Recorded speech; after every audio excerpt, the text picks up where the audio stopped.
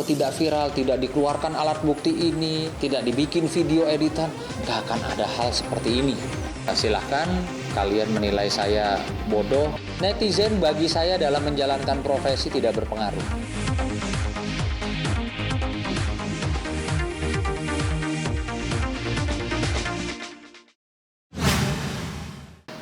Ya, jadi hari ini saya ingin mengklarifikasi dan juga ingin menyampaikan informasi terkait seputar dengan adanya press conference saya kemarin, ya, bahwa apa yang saya sampaikan pada saat pertama kali saya press conference dengan Pak Dodi, yang dimana Pak Dodi menunjukkan cuplikan video, ya, diambil dari TikTok atau yang sudah beredar viral di media sosial, itu membuat atau memancing agak sedikit emosi saya.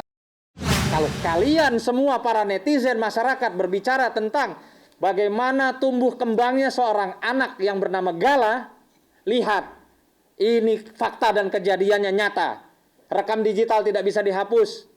Ya, ini nyata. Nyata-nyata ada orang yang menyutradarai, ada orang yang memerankan, ada orang yang memproduksi dan mendistribusikan. Bagaimana mereka tertawa melihat anak kecil ini histeris. Ya, catat, anak kecil ini histeris. Jadi bullshit kalau kalian semua hanya menjustifikasi bapak ini sebagai seorang monster tanpa mau melihat faktanya seperti apa. Ya, kalian selalu menggembar-gemborkan untuk Gala, untuk Gala, untuk Gala. Apa tindakan kalian semua ketika melihat video ini? Video yang diberikan di samping saya kemarin press conference oleh Pak Dodi itu jujur membuat saya juga menjadi marah, ya, marah sama pelaku yang membuat, yang mengedit dan menyebarluaskan, karena buat saya itu betul-betul tidak baik. Itu satu. Terus kedua, perlu disampaikan, hari Kamis saya mendapatkan kuasa, terus di hari Minggu saya dapat bersilaturahmi dengan Pak Faisal dan Ibu yang dijembatani oleh Mbak Ica. Lalu pada saat pertemuan, nomor satu yang saya sampaikan ke beliau adalah permohonan maaf. Saya minta maaf atas nama saya pribadi apabila dalam penanganan perkara yang diberikan oleh Pak Dodi ada lisan atau bahasa saya, ya, yang kurang berkenan untuk Pak Faisal dan keluarga. Itu pertama kali yang saya sampaikan. Ya, jadi silahkan kalian menilai saya bodoh atau tidak teliti atau tidak cross check dulu ke belakang, karena memang saya tidak mau. Saya tidak mau otak saya dipakai untuk mundur ke belakang, mencari-cari tahu apa sih bagaimana, tidak. Tapi lebih kepada sekarang dan ke depan harus selesai dengan baik. Tapi setahu saya video itu, ya, tidak baik beredar di masyarakat. Karena saya memang tidak mau lah, saya nggak mau lagi melihat, tapi saya tahu bahwa itu bikinan orang. Ya, saya tahu bahwa itu edit-editan. Nah, saya marah itu sama orang yang mengedit-edit dan yang menyebarluaskan editan tersebut. Ini video sangat-sangat merusak mental daripada Gala. Apakah perbuatan ini dibenarkan atau buat kalian itu hal yang biasa atau jadi lelucon, ya, atau dengan nakut-nakut? Kelihatan kan itu anak kecil ini histeris begitu dengar, ih ada Dodi, dodot dengan topeng-topeng yang serem. Gitu loh. Kalau memang saya tahu kok itu di yang pakai topeng itu almarhum, saya tahu. Justru nanti saya mau tahu siapa orangnya yang dibalik topeng monster yang menakut-nakuti si Gala. Ya, saya pengen sekali kenal dan pengen sekali tahu siapa orangnya. Sangat pengen kenal saya sama orang yang dibalik topeng monster, ya, yang menakut-nakuti Gala. Dodi, awas ada Dodi, awas Dodot, sehingga Gala menangis histeris. Dan ini saya minta jadi perhatian juga untuk KPAI atau lembaga-lembaga yang terkait dengan perlindungan anak. Ini psikis seorang anak sedang dirusak, ya. Yang pasti peristiwa ini kami akan lakukan upaya hukum yang keras. kepada siapapun, pelakunya, pemainnya, yang memproduksi dan yang menyebarluaskan. Ingatlah, ya, ini undang-undang ITE-nya terpenuhi unsurnya. Ya, kan di situ terlihat ya gambar siapa pemeran anak perempuan itu siapa. Sehingga si Gala itu lari kepada siapa. Itu nanti akan kita laporkan. Ya, ingat undang-undang ITE itu jelas loh pemerannya dia. Bukan parodi. Kalau parodi itu diperankan oleh anak kecil lain, ya, yang pakai topeng juga aktor atau aktris, ya, dan yang menakut-nakuti anak kecil itu bukan seseorang yang berkaitan dengan keluarga bapak ini. Itu namanya parodi. Kalau ini jelas keji, saya bilang. Siapapun otaknya, sutradaranya, di balik adanya video TikTok itu, ini keji. Ya, ini demi Allah saya nyatakan ini keji. Ya, merusak mental anak kecil sehingga histeris sekali. Sama-sama kita lihat. Nanti mungkin beredar juga di media sosial, bisa dilihat. Seorang Gala histeris ketika mendengar, awas tuh, ada Dodi, ada Dodot, sampai lari nangis histeris. Ini luar biasa. Sangat luar biasa saya bilang. Jujur saya ikut prihatin. Prihatin di mana ini adalah salah satu peristiwa, ya, apapun alasannya, Pak Dodi saat ini sudah kena sanksi, sudah kena hukum, ya, sanksi sosial di masyarakat tanpa ada putusan hukum terhadap dirinya. Ini yang saya tidak rela, ini yang saya tidak inginkan. Bukan hanya khusus untuk Pak Dodi, untuk siapapun. Besok mungkin terjadi sama saya, sama Anda, sama keluarga Anda. Ini tidak boleh dibiarkan. Negara kita ini negara hukum. Bukan negara viral, bukan negara yang membentuk opini sehingga menjustifikasi seseorang tanpa adanya proses hukum yang benar dan putusan hukum yang berkekuatan tetap. Ini yang saya sayangkan. Sekali lagi, saya hadir di sini bukan karena mau pansos, ya, tapi karena saya sudah muak dan saya melihat ternyata apa yang pihak sana lakukan itu atau orang-orang yang bersama mereka itu sudah di luar batas. Ya, coba bayangkan ya bagaimana kalian kalau ada di posisi Pak Dodi, cucu kalian diracuni, ditakut-takuti dengan nama kalian, coba.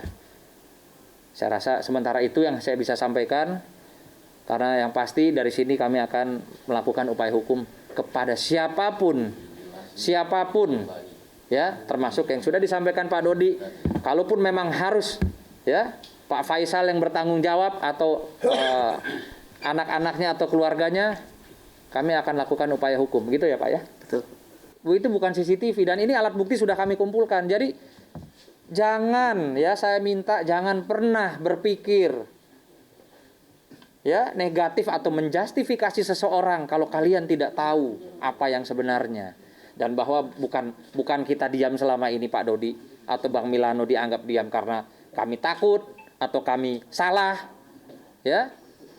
Tolong saya minta kepada masyarakat, ya, minta para netizen yang baik hati, di mana perasaan kalian, di mana hati nurani kalian, dan apa tanggapan kalian melihat video tersebut. Tolong, yang ini Instagram, yang follower saya, jawab DM saya, ya. Segera jawab melalui DM saya. Bagaimana kalian melihat dan menyikapi video seorang anak yang bernama Gala yang katanya kalian cintai, kalian sayangi, ditakut-takuti dengan nama Pak Dodi, dirusak mentalnya sehingga histeris oleh oknum-oknum yang mungkin saja punya kepentingan dari sisi ekonomis. Beliau minta untuk nama baiknya dipulihkan.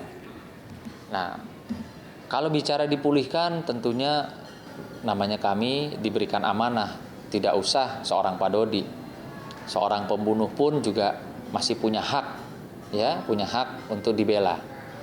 Artinya di sini saya mencoba menggali, mempelajari ke depan kira-kira formulasi apa yang saya harus buat sehingga bisa menjadi jembatan untuk kedua belah pihak, para kakeknya Gala, untuk bisa sama-sama duduk bareng menyelesaikan persoalan ini tanpa adanya urusan-urusan hukum yang melebar lebih luas lagi. Ini lebih kepada miskomunikasi yang berkepanjangan, ya, karena saya lihat mereka bukan mau bermusuhan loh, tapi karena memang miskomunikasinya nih sudah luar biasa dan digoreng, diviralkan oleh pihak-pihak yang tidak bertanggung jawab atau yang memang ada misi, ada motivasi gitu loh. Jadi lebih kepada seperti itu saya melihat perkara ini.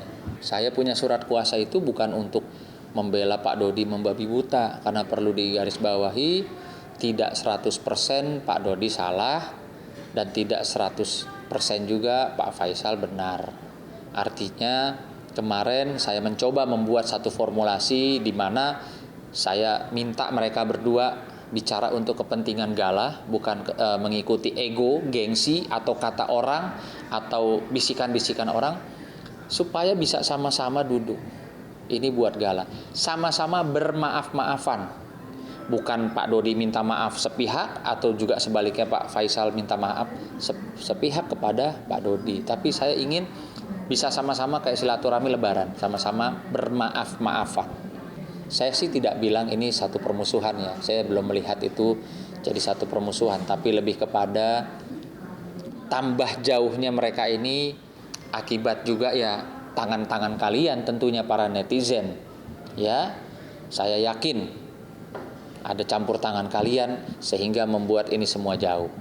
Kalau tidak viral, tidak dikeluarkan alat bukti ini, percakapan tidak digoreng, tidak dibikin video editan, gak akan ada hal seperti ini. Ya, itu yang saya sangat sedih atau prihatin dalam peristiwa ini. Iya, dan kalau buat saya gini, saya jujur, saya demi Allah demi Tuhan, saya tidak marah, tidak tersinggung, tidak baper. Kenapa? Karena buat saya mereka ini nggak ngerti.